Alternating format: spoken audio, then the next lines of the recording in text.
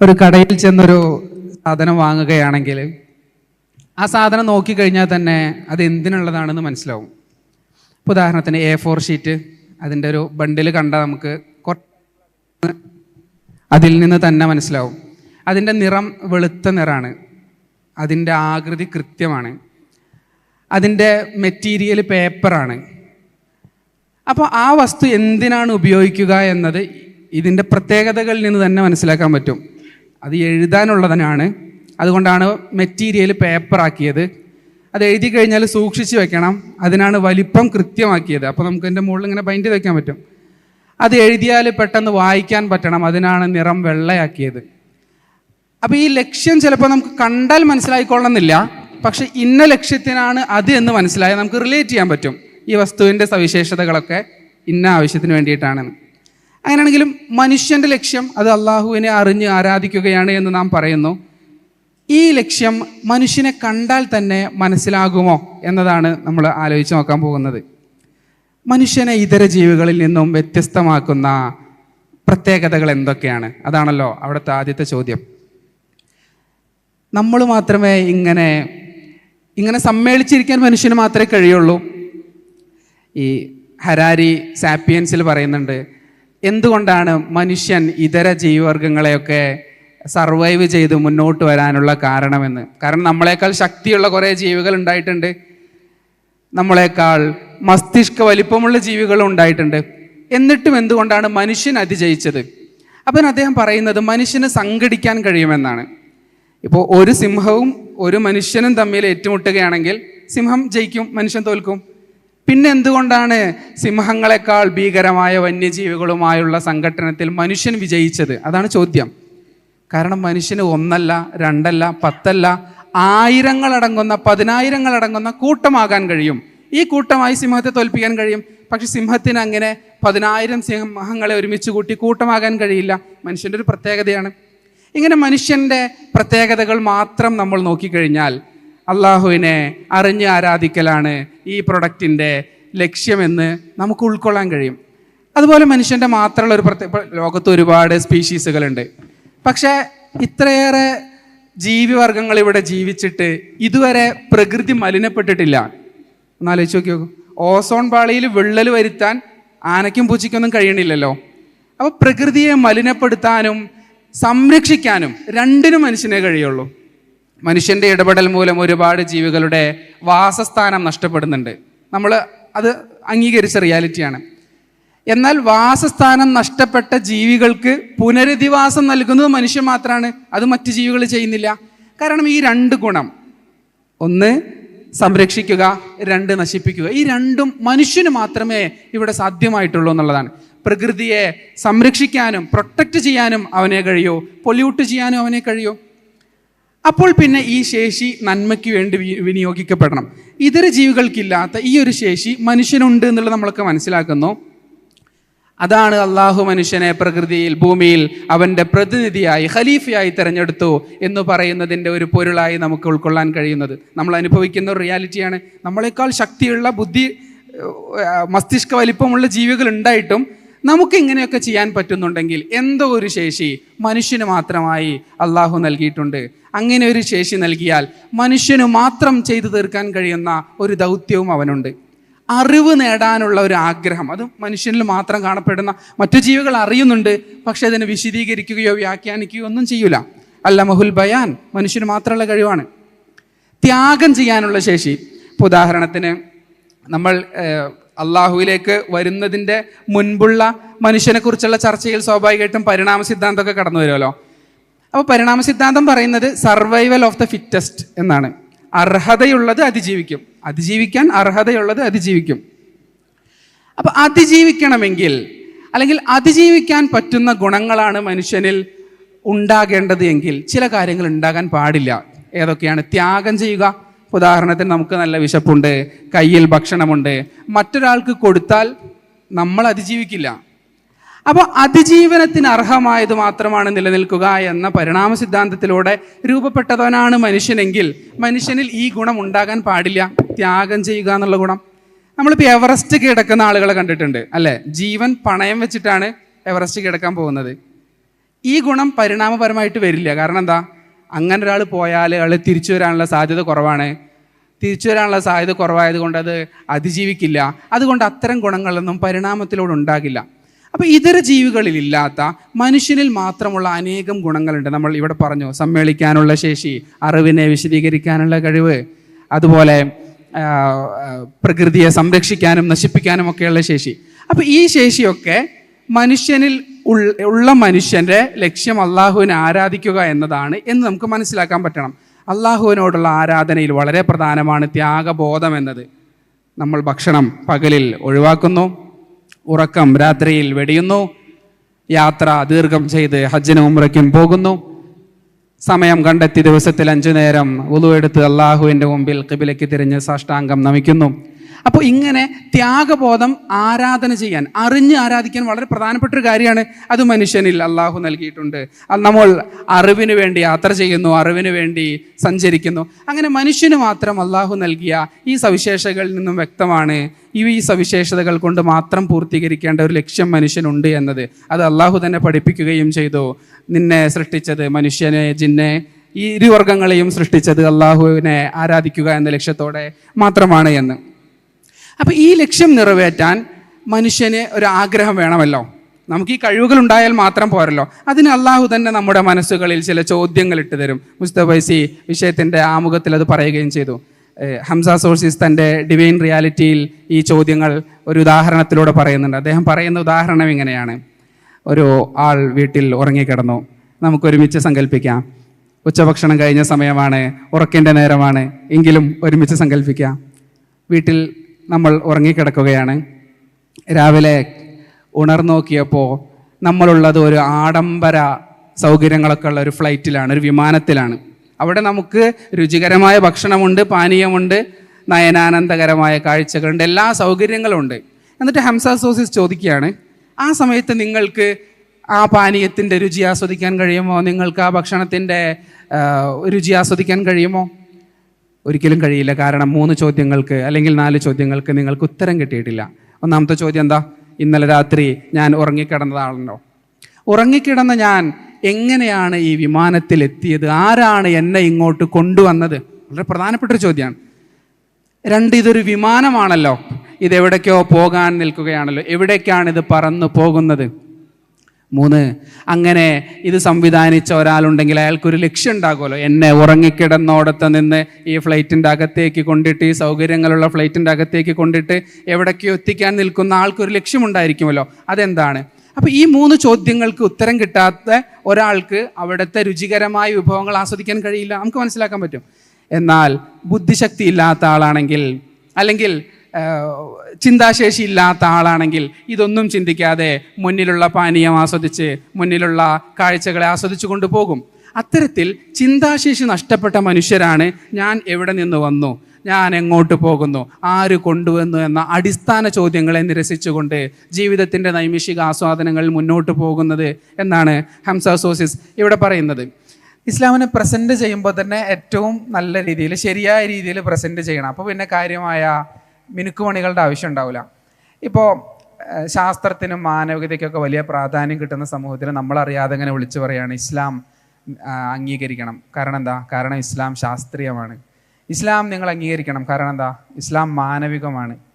ഇതാണോ നമ്മുടെ അളവുകോൽ എന്ന് നാം സ്വയം മനസ്സിലാക്കുകയും ബോധ്യപ്പെട്ടാൽ തിരുത്താൻ തയ്യാറാവുകയും ചെയ്യലാണല്ലോ വേണ്ടത്. എന്തുകൊണ്ട് ഇസ്ലാം? അതിൻ്റെ ഉത്തരം ഒന്നേ ഉള്ളൂ, ഇസ്ലാം സത്യമാണ് എന്നുള്ളതാണ്. മാനവികമാകട്ടെ ആകാതിരിക്കട്ടെ, ഒരു കാര്യം സത്യമാണെങ്കിൽ അതിനെ അംഗീകരിക്കണം. ശാസ്ത്രീയമാകട്ടെ ആകാതിരിക്കട്ടെ, സത്യമാണെങ്കിൽ അതിനെയാണ് അംഗീകരിക്കേണ്ടത്. അപ്പോൾ എന്തുകൊണ്ട് ഇസ്ലാം? കാരണം ഇസ്ലാം സത്യമാണ് എന്നതാണ് അതിൻ്റെ അടിസ്ഥാന ഉത്തരം. അതിനർത്ഥം മാനവികമല്ലെന്നോ ശാസ്ത്രീയമല്ലെന്നോ അല്ല.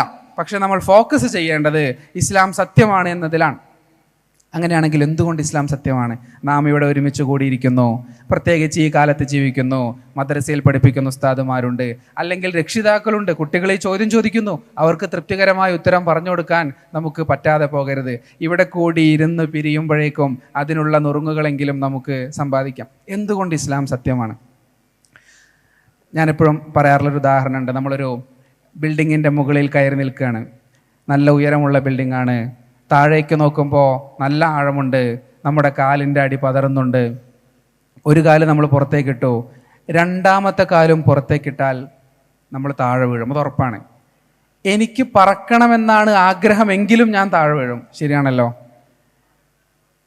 കാരണം ഗ്രാവിറ്റി ഒരു റിയാലിറ്റിയാണ് എന്നുള്ളതുകൊണ്ടാണ്. പക്ഷെ എനിക്ക് ഈ താഴെ വീഴുന്നതിൻ്റെ ഇടയ്ക്ക് കണ്ണടച്ചുകൊണ്ട് സങ്കല്പിക്കാം ഞാൻ പറക്കുകയാണ്, വീഴുകയല്ല എന്ന് സങ്കല്പിക്കാം. അതിനൊരു പരിധിയുണ്ട്. നിലത്തടിച്ച് തലപൊട്ടി ചോര ഒലിക്കുന്നത് വരെ ആ വ്യാജ സങ്കല്പത്തിനും പ്രസക്തിയുള്ളൂ. എന്തുകൊണ്ടാണ് ഇങ്ങനെ സംഭവിക്കുന്നത്? കാരണം ഗ്രാവിറ്റി ഒരു റിയാലിറ്റിയാണ്. റിയാലിറ്റിയെ സങ്കല്പം കൊണ്ട് മാറ്റാൻ കഴിയില്ല. അപ്പോൾ ഇസ്ലാം സത്യമാണ്, ഇനി നമുക്ക് മാറ്റാൻ കഴിയില്ല. എനിക്ക് ഇഷ്ടമാകട്ടെ, ഇഷ്ടമാകാതിരിക്കട്ടെ, എൻ്റെ യുക്തിക്ക് ചേരട്ടെ, ചേരാതിരിക്കട്ടെ, ഇസ്ലാം സത്യമാണ്. എങ്കിൽ പിന്നെ അത് അംഗീകരിക്കലാണ് ബുദ്ധി. അതെങ്ങനെ മനസ്സിലാവുക? ഇപ്പോൾ ഞാൻ ഈ വിഷയം പൂർത്തിയാക്കും, അതുകൊണ്ട് നിങ്ങളുടെ മുഖത്ത് വിരിഞ്ഞ ആശങ്കകൾ ഇൻഷാ അല്ലാഹ് അള്ളാഹു തൗഫീക്ക് നൽകിയാൽ പരിഹരിക്കപ്പെടും. നമ്മൾ കുറച്ച് വർഷങ്ങൾക്ക് മുമ്പ് ബാങ്കിൽ പോയി ക്യൂ നിന്നു നോട്ട് നിരോധനത്തിൻ്റെ സമയത്ത്. സത്യത്തിൽ പ്രധാനമന്ത്രിയുടെ ആ തീരുമാനം നമുക്ക് ആർക്കും ഇഷ്ടമായിട്ടില്ല. നമുക്ക് വിയോജിപ്പ് ശക്തമായി ഉണ്ട്, രേഖപ്പെടുത്തുന്നുണ്ട്. രാവിലെ 10 മണിക്ക് ഫേസ്ബുക്കിൽ പോസ്റ്റ് ഇട്ടിട്ടാണ് 10:30 ബസ്സിൽ കയറി നമ്മൾ ബാങ്കിൽ പോയി ക്യൂ നിൽക്കുന്നത്. പക്ഷെ ഇയാളോട് ശക്തമായ വിയോജിപ്പും അനിഷ്ടവും ഉണ്ടായിട്ടും എന്തുകൊണ്ടാണ് നമ്മൾ ബാങ്കിൽ പോയി ക്യൂ നിന്നത്? 2 കാര്യമുള്ളത് കൊണ്ടാണ്. ഒന്ന്, വഴി കൂടെ പോണ ഒരാൾ പറയാണ് 1000-500 നോട്ട് നിരോധിച്ചു, നമ്മളാരും പോയി ക്യൂ നിൽക്കില്ല. ആ പറഞ്ഞത് പ്രൈം മിനിസ്റ്ററാണ്, ആൾക്ക് അധികാരമുണ്ട്, അതോറിറ്റി ഉണ്ട് എന്നുള്ളതാണ് ഒന്നാമത്തെ കാരണം. ഇനി പ്രൈം മിനിസ്റ്റർ തന്നെ നോട്ട് നിരോധിച്ചു എന്ന വാർത്ത ഫേക്ക് ആണെങ്കിൽ, അതൊരു ഫേക്ക് ന്യൂസ് ആണെങ്കിൽ നമ്മൾ ക്യൂ നിൽക്കില്ല. അപ്പോൾ രണ്ടാമത്തെ കാരണം അത് ഫേക്ക് ന്യൂസ് അല്ല, അത് ഒതൻറ്റിക് ആണ് എന്നുള്ളതാണ്. അപ്പോൾ ഈ 2 കാര്യങ്ങൾ, ഒന്ന് അതോറിറ്റി, 2 ഒതൻറ്റിസിറ്റി, ആധികാരികം, പ്രാമാണികം, ഈ 2ഉം ഉണ്ടെങ്കിൽ ഇഷ്ടമാകട്ടെ ഇഷ്ടമാകാതിരിക്കട്ടെ അംഗീകരിക്കുകയാണ് വേണ്ടത് എന്നല്ല, അംഗീകരിക്കുകയാണ് ബുദ്ധി. അതുകൊണ്ടാണ് നമ്മളവിടെ പോയി ക്യൂ നിന്നത്. അപ്പോൾ എന്തുകൊണ്ട് ഇസ്ലാമിനെ നിങ്ങൾ അംഗീകരിക്കണം, നമ്മൾ അംഗീകരിക്കണം? ഈ 2 കാര്യങ്ങളാണ്, അതോറിറ്റി ആൻഡ് ഒതൻറ്റിസിറ്റി. എന്താണ് ഇസ്ലാമിലെ അതോറിറ്റി? അതാണ് ലാ ഇലാഹ ഇല്ലല്ലാഹ് മുഹമ്മദുർ റസൂലുള്ളാഹി സ്വല്ലല്ലാഹു അലൈഹി വസല്ലം.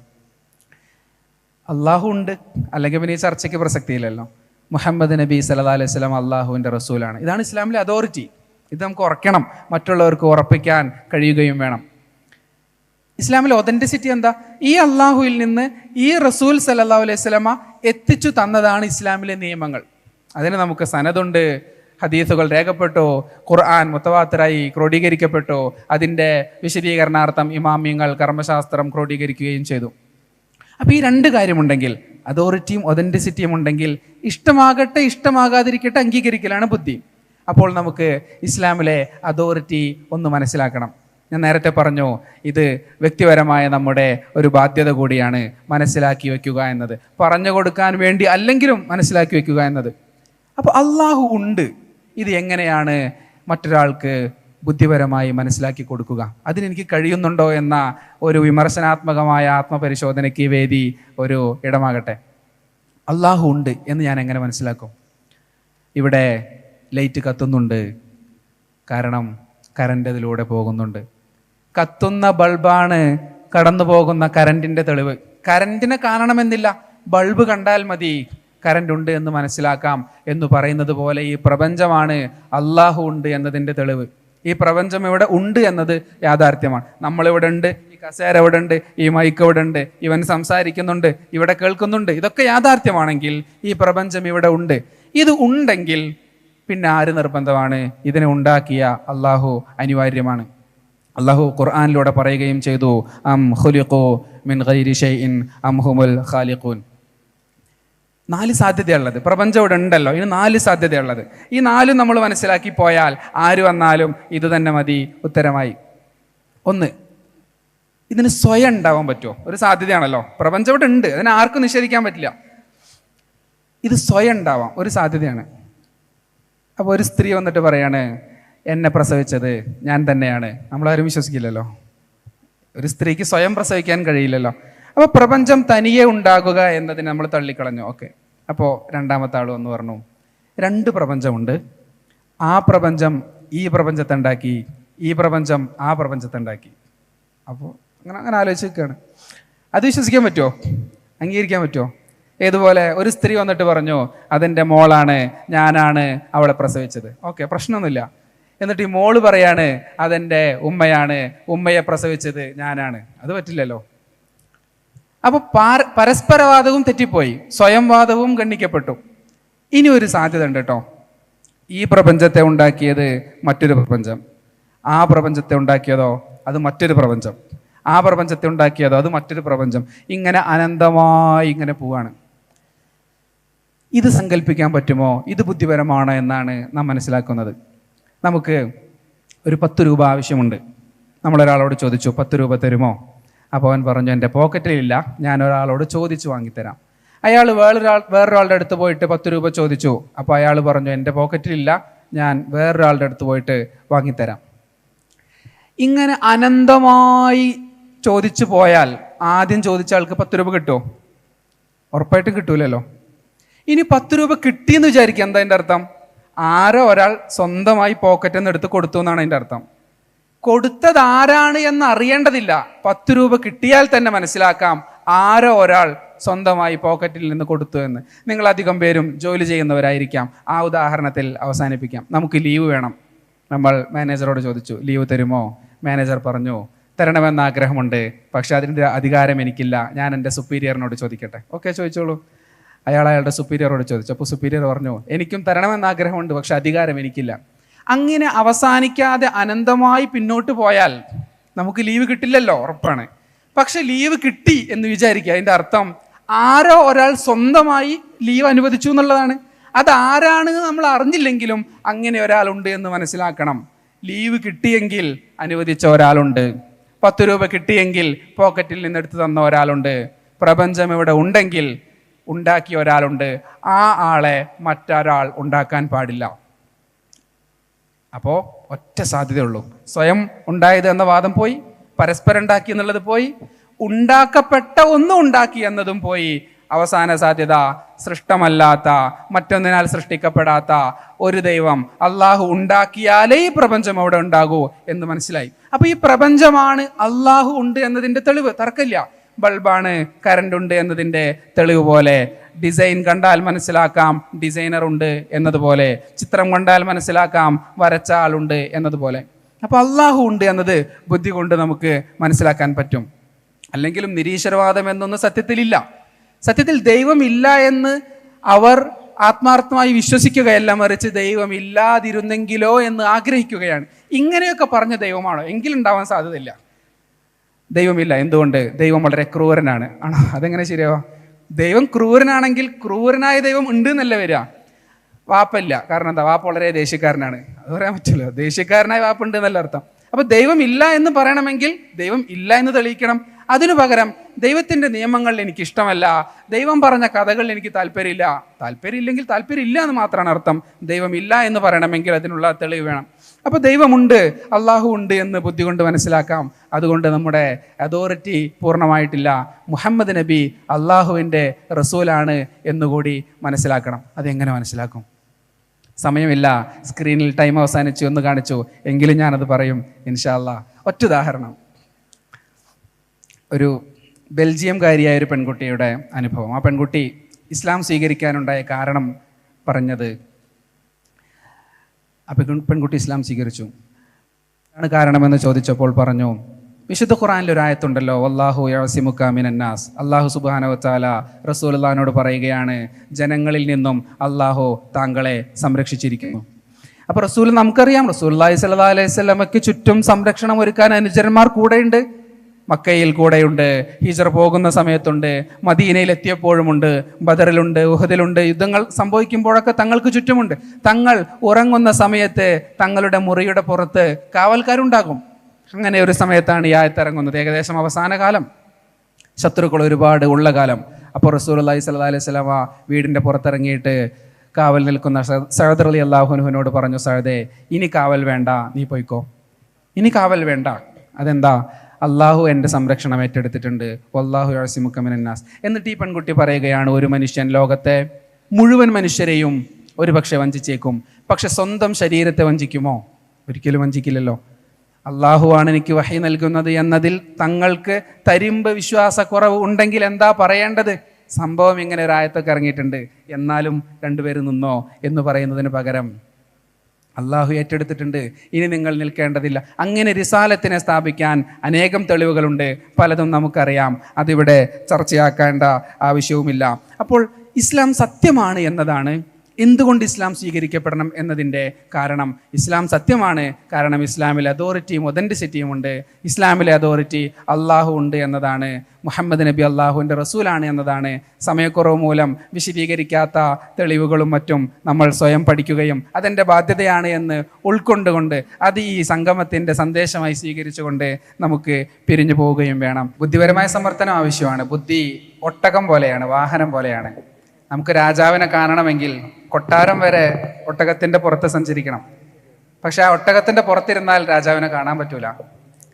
രാജാവിൻ്റെ കൊട്ടാരത്തിൻ്റെ മുമ്പിലെത്തിയാൽ ഒട്ടകത്തിൻ്റെ മുകളിൽ നിന്ന് ഇറങ്ങണം, വാതിലിൽ തലകുനിക്കണം, എന്നിട്ട് രാജസന്നിധിയിലെത്തണം. അള്ളാഹുവിനെ അനുഭവിക്കാൻ ഇഷ്കിൻ്റെ ഹുബിൻ്റെ മേഖലകളെ നിഷേധിക്കാത്ത തസവുഫിനെ സ്ഥാപിക്കുന്ന നമ്മുടെ വഴി തന്നെ തുടരണം. എങ്കിലും ഈ കാലത്ത് ജീവിക്കുന്ന സമയത്ത് നമുക്ക് കുറേ കൺഫ്യൂഷൻസ് ഉണ്ടാകാൻ സാധ്യതയുണ്ട്. അതിനെ കൂടി പരിഹരിച്ചുകൊണ്ട് അഭിമാനബോധമുള്ള മുസ്ലിമായി ആസ്വദിച്ച് ജീവിക്കാൻ, തലയുയർത്തി ജീവിക്കാൻ നമുക്ക് കഴിയേണ്ടതും ഉണ്ട്. ഇപ്പോൾ എല്ലാ മാധ്യമങ്ങളിലൂടെ, പാഠപുസ്തകങ്ങളിലൂടെ, സർക്കാർ സംവിധാനങ്ങളിലൂടെ എല്ലാം മഹത്വവൽക്കരിക്കപ്പെടുന്ന ലിബറൽ ആശയങ്ങൾക്കിടയിൽ നാം ജീവിക്കുന്നു. നമ്മുടെ മക്കൾ അത് കണ്ട് വളരുന്നു. സ്വാഭാവികമായും നമ്മളെ അത് ചെറിയ തോതിലെങ്കിലും സ്വാംശീകരിക്കപ്പെടുകയും ചെയ്യും. ഞാൻ എപ്പോഴും പറയാറുണ്ട്, നമ്മളൊരു കോൾഡ് സ്റ്റോറേജിൻ്റെ അകത്ത് പോയി കഴിഞ്ഞാൽ, കോൾഡ് സ്റ്റോറേജ് എന്ന് പറഞ്ഞാൽ സാധനങ്ങൾ കേടാകാതിരിക്കാൻ, തണുപ്പിക്കാൻ വേണ്ടിയുള്ള സംവിധാനമാണ്. അതിൻ്റെ അകത്ത് നമ്മൾ പെട്ട് കഴിഞ്ഞാൽ നമ്മൾ സ്വാഭാവികമായും തണുത്തു പോകും. നമ്മൾ തണുക്കില്ല എന്ന് വാശി പിടിച്ചിട്ട് കാര്യമില്ലല്ലോ. അതിൻ്റെ അകത്ത് കയറിയാൽ സ്വാഭാവികമായിട്ട് തണുക്കും. പിന്നെ നമ്മൾ എന്ത് ചെയ്യും? നമ്മൾ സെറ്റർ ധരിച്ചിട്ടോ വാമപ്പ് ചെയ്തിട്ടോ ചൂടുൽപാദിപ്പിക്കാൻ ശ്രമിക്കും എന്നതുപോലെ ഒരു ലിബറൽ ഡോമിനൻസ് ഉള്ള ലോകത്താണ് നമ്മൾ ജീവിക്കുന്നത്. അപ്പം ഞാൻ ലിബറൽ ആവില്ല എന്ന് കരുതിയിട്ട് കാര്യമൊന്നുമില്ല. നമ്മളറിയാതെ ഈ മാലിന്യം നമ്മുടെ ഉള്ളിലേക്ക് വരും.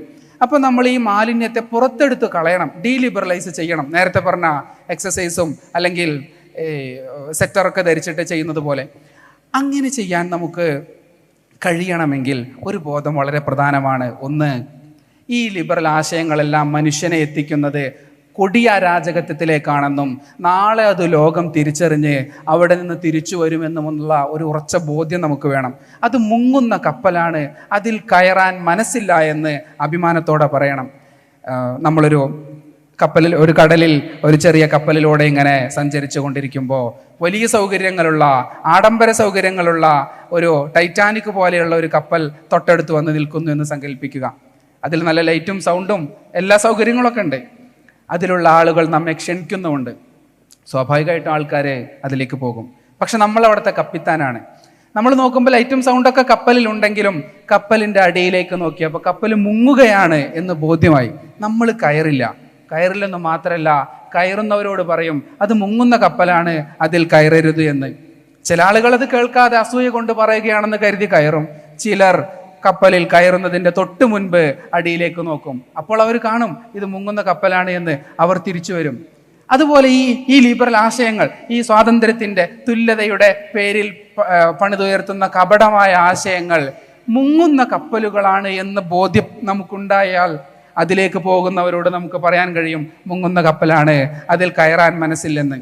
അങ്ങനെ ഐഡിയോളജിക്കലായി നമ്മൾ നേരിടുന്ന അപകർഷതകളിൽ നിന്ന് നമ്മൾ ഉയരണം. അൻതുമുൽ അലൗൻ, ഖുർആൻ തീർത്തു പറഞ്ഞല്ലോ, ഇൻ കുൻതും മുഅ്മിനീൻ, സത്യവിശ്വാസം നിങ്ങളിലുണ്ടെങ്കിൽ ഉന്നതർ നിങ്ങൾ തന്നെ.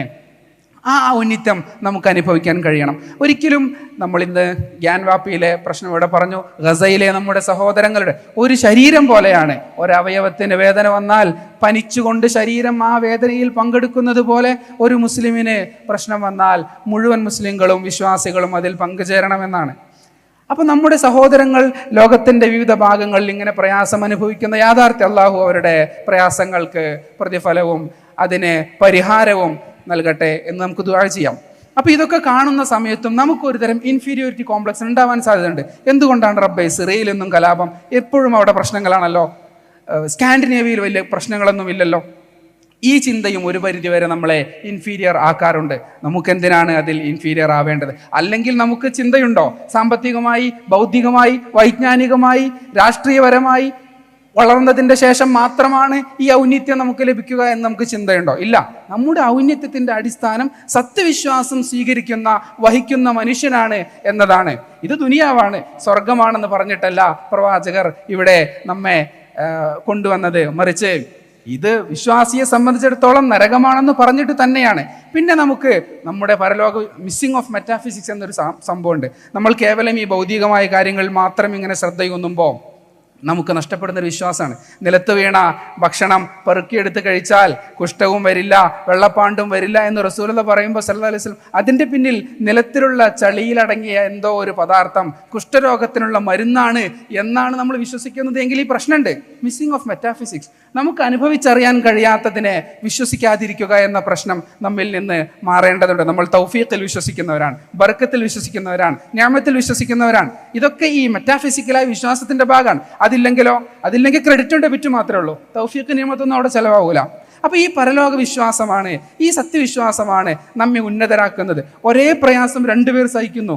ഒരാൾ വിശ്വാസിയാണെങ്കിലോ ഈ പ്രയാസം അള്ളാഹു എനിക്ക് മാറ്റിത്തരുമെന്ന് പ്രതീക്ഷ, എനിക്ക് അള്ളാഹുവിനോട് ദുആ ചെയ്യാം. ദുആ ചെയ്യുമ്പോൾ കിട്ടുന്ന സമാധാനം, ഈ പ്രയാസം സഹിച്ചതിൻ്റെ പേരിൽ നാളെ പ്രതിഫലം കിട്ടുമെന്ന വിശ്വാസം. അപ്പോൾ ഈ സത്യവിശ്വാസം ഉള്ള ആൾ പ്രയാസം സഹിക്കുമ്പോഴും സത്യവിശ്വാസം ഇല്ലാത്ത ആൾ പ്രയാസം സഹിക്കുമ്പോഴും ഒരുപോലെയല്ല. ഇയാൾക്ക് ആത്യന്തികമായ മനസ്സിന് സ്വാസ്ഥ്യമുണ്ട്. അങ്ങനെ ഈ പ്രശ്നങ്ങൾക്കിടയിലും, ഈ ഐഡിയോളജിക്കൽ പ്രശ്നങ്ങൾ, ഈ രാഷ്ട്രീയപരമായ പ്രശ്നങ്ങൾ, ഇതിൻ്റെ ഇടയിലും ആത്മാഭിമാന ബോധമുള്ള വിശ്വാസിയാകാൻ നമുക്ക് കഴിയണമെങ്കിൽ ഈ പരലോക വിശ്വാസം വളരെ പ്രധാനമാണ്. അതുപോലെ തന്നെയാണ് ഈ കാലത്തെക്കുറിച്ചുള്ള ഒരു ബോധം.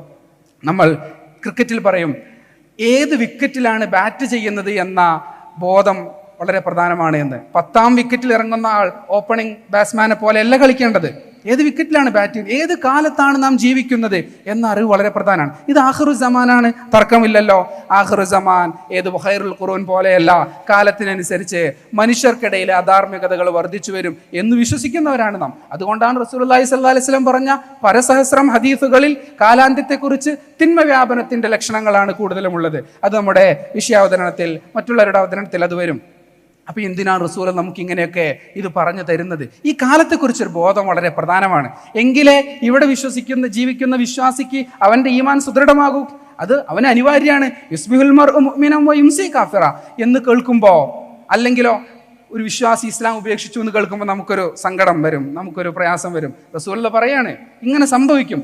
ഇനി ഈ സംഭവം നമ്മൾ നേരിട്ട് കാണുമ്പോഴോ നമുക്ക് റസൂലുള്ളാഹി പറഞ്ഞതുപോലെ സംഭവിച്ചല്ലോ, അതുകൊണ്ട് 10 സ്വലാത്ത് കൂടുതൽ ചൊല്ലാം എന്ന ഈമാനിക വർധന വരും. അങ്ങനെ നമ്മുടെ ഈമാൻ സംരക്ഷിക്കാൻ വേണ്ടി റസൂലുള്ളാഹി സ്വല്ലല്ലാഹു അലൈഹി വസല്ലം ഈ കാലത്തെക്കുറിച്ച് നമുക്ക് കൃത്യമായി പറഞ്ഞു തന്നു എന്നത് നമ്മൾ ഓർക്കപ്പെടേണ്ട ഒരു കാര്യമാണ്. അതുപോലെ രാഷ്ട്രീയപരമായ പ്രശ്നങ്ങൾ നമുക്കിടയിൽ വരും. അപ്പോൾ നമ്മൾ എന്ത് നിലപാട് സ്വീകരിക്കണം എന്നതും ഈ ചർച്ചയുടെ ഭാഗമായി തന്നെ വരണം. ഇപ്പോൾ ബാബരി മസ്ജിദിന്റെ വിഷയം കഴിയുമ്പോഴേക്കും ഗ്യാൻവാപ്പിയിൽ പുതിയ പ്രശ്നങ്ങൾ വരുന്നു. എന്ത് നിലപാട് നാം സ്വീകരിക്കണം? നാം ഇതിനെയൊക്കെ പൊതുപ്രശ്നവൽക്കരിച്ച് ആളുകളെ നിരാശയിലും ഭീതിയിലുമാക്കി നിഷ്ക്രിയരാക്കി എപ്പോഴും ഇരവാദം ഉന്നയിച്ചു കൊണ്ടുപോകേണ്ടവരാണോ? മറ്റേ എക്സ്ട്രീം ഇതൊന്നും ഞങ്ങൾ കണ്ടില്ലെന്ന് നടിച്ച് ഒരു ഭീരുത്വത്തോടുകൂടി ഈ വിഷയം ചർച്ച ചെയ്യാതെ മാറി നിൽക്കേണ്ടവരാണോ? അല്ല. നമ്മൾ എന്ത് നിലപാട് സ്വീകരിക്കേണ്ടവർ? വിഷയാധിഷ്ഠിതമായി ഇടപെടേണ്ടവരാണ്. എന്താണോ ആ വിഷയം പരിഹരിക്കാൻ ഏറ്റവും ഉചിതമായി ചെയ്യാൻ കഴിയുക? കോടതിയെ സമീപിക്കലാണോ? ഇത്തരത്തിലുള്ള വിഷയങ്ങൾ വരുമ്പോൾ അത് പരിഹരിക്കാൻ എന്തു ചെയ്യണം? ആ മേഖലയിൽ കൃത്യമായി ഇടപെടുകയും എന്നാൽ ഭൂരിപക്ഷം വരുന്ന വിശ്വാസികളുടെ ആത്മവീര്യം നഷ്ടപ്പെടുത്തുന്ന ഇടപെടലുകൾ, സംസാരങ്ങൾ, പ്രചരണങ്ങൾ നടത്താതിരിക്കുകയും ചെയ്യുക എന്ന രീതിയാണ് പൊതുവിൽ നാം സ്വീകരിച്ചു വരുന്നത്, പ്രത്യേകിച്ച് ഇത്തരം സാഹചര്യങ്ങളിൽ. പിന്നെ ആഖിറു സമാൻ എന്ന് പറയുന്ന സമയത്ത് അത് കൺഫ്യൂഷൻ്റെ കാലമാണ്. ഇൻഫർമേഷൻ കൂടുന്നു. നിങ്ങളൊന്ന് ആലോചിച്ച് നോക്കൂ. കിതാബുകൾ കൂടുകയാണ്, ലൈബ്രറികൾ കൂടുകയാണ്, പഠനശാലകൾ കൂടുകയാണ്, ബിരുദനാമങ്ങൾ കൂടുകയാണ്. പക്ഷേ കാലാന്ത്യമാകുമ്പോൾ റസൂലുള്ളാഹി സ്വല്ലല്ലാഹു അലൈഹി വസല്ലം പറഞ്ഞു, നമ്മുടെ ബുദ്ധി കൊണ്ട് ചിന്തിച്ചാൽ മനസ്സിലാവാത്തൊരു വർത്തമാനം, അറിവ് കുറയുകയാണ്. അതെങ്ങനെയാ? എന്ത് മാജിക്കാണത്? പുസ്തകങ്ങൾ കൂടുന്നു, ഗ്രന്ഥാലയങ്ങൾ കൂടുന്നു, പക്ഷേ ഇൽമു ഉയർത്തപ്പെടുന്നു. കാരണം ഇൽമുള്ളത് അള്ളാഹു ഇസ്തിഫാ ചെയ്ത മനുഷ്യരുടെ ഹൃദയങ്ങളിലാണ്. ആലിമിന്റെ മരണത്തോടെ അത് ഇല്ലാതാകും. അപ്പോൾ ഈ ആധുനിക കാലത്ത് എന്താണ് കൂടുന്നത്? ഇൻഫർമേഷൻസ് കൂടുകയാണ്, പക്ഷേ നമുക്ക് കൺഫ്യൂഷനാണ് കൂടുന്നത്. ഇൽമു എന്നാൽ മിനശ്ശക്കി ഇലൽ യഖീൻ. പക്ഷേ ഈ ആധുനിക കാലത്ത് വിവരങ്ങൾ കൂടുന്നു, പക്ഷേ എല്ലാവർക്കും കൺഫ്യൂഷനും ആശങ്കകളും മാത്രമാണ് കൂടുന്നത്. മനുഷ്യർ ആദ്യകാലത്ത് ചർച്ച ചെയ്തിരുന്ന വിഷയങ്ങൾ നമുക്കറിയാം. പ്രപഞ്ചത്തിന് തുടക്കമുണ്ടോ?